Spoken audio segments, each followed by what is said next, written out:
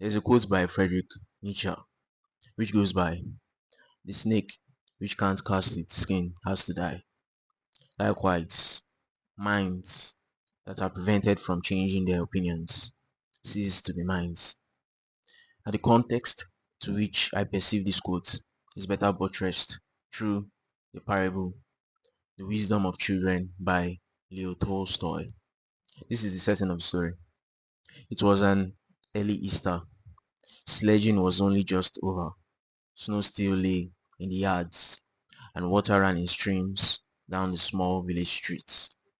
Two little girls from different houses happened to meet in a lane between two homesteads, where the dirty water, after running through the farmyards, had formed a large puddle.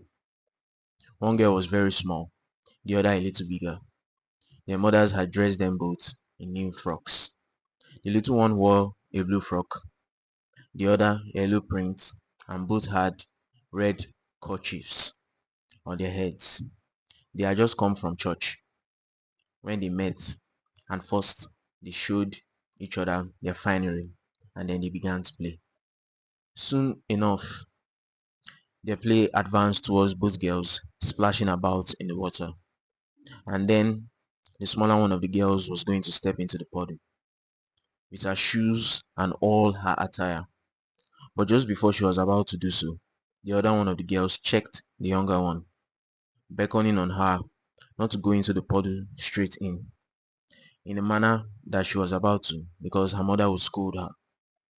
So they both agreed to take off their shoes and stockings, and then picking up their skirts, they began walking towards each other through the puddle. When they got near one another, the other one of the girls beckoned to the younger one to walk carefully in order not to splash the puddle of dirty water on their new dresses.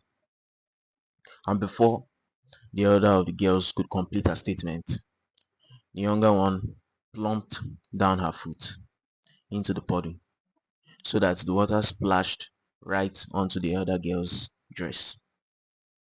When the other girl realized what had happened, she got angry and ran after the younger one to strike her. The younger girl, becoming aware that she was in danger, began to run towards her house. And just as she was running away, the mother of the other girl just happened to be passing by. And as she saw the now unclean appearance of her daughter, she grew annoyed and began to reprimand her daughter, who then informed her mother that the fault of her stained dress was of a doing of the younger girl. On hearing this, the mother of the elder girl struck the younger child out of annoyance, and the younger girl began to howl so that she could be heard all down the street. Her mother heard her cries and came out, and an argument ensued between both mothers, and they began quarreling. And then men came out to find out what was the reason for all the commotion. And then a crowd formed in the street, with everyone shouting and no one listening. The quarrel grew so intense that it was about reaching a point where the angry crowd were about to start exchanging blows. And so the grandmother of the elder girl stepped in among the crowd to try and calm them down. But all her cries fell on deaf ears, and they even almost knocked the old woman off her feet. The old woman's effort to calm down the crowd would have gone to waste if not for the action of the two culprits, who were the origin of the whole disarray in the first place. While the women were abusing each other, both girls had gone back to the puddle, and with a stone and a chip of wood, they began scraping away the earth in front of the puddle to make a channel through which the water could run out into the street.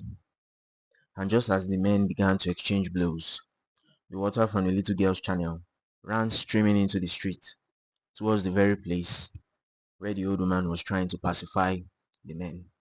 Both girls followed the flow of water streaming through the channel they had created, dwelling about in excitement at their innocent play.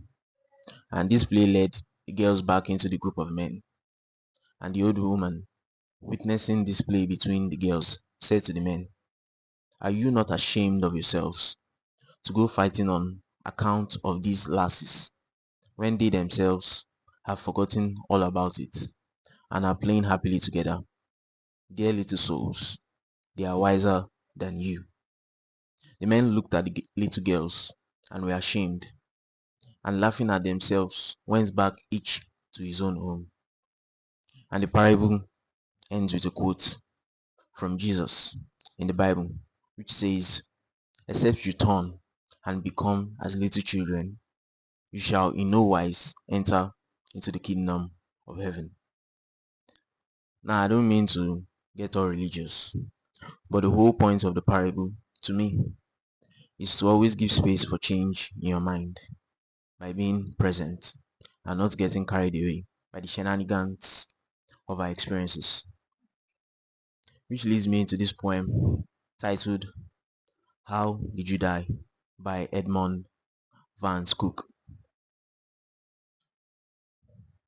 Did you tackle that trouble that came your way with a resolute heart and cheerful, or hide your face from the light of day with a craving soul and fearful?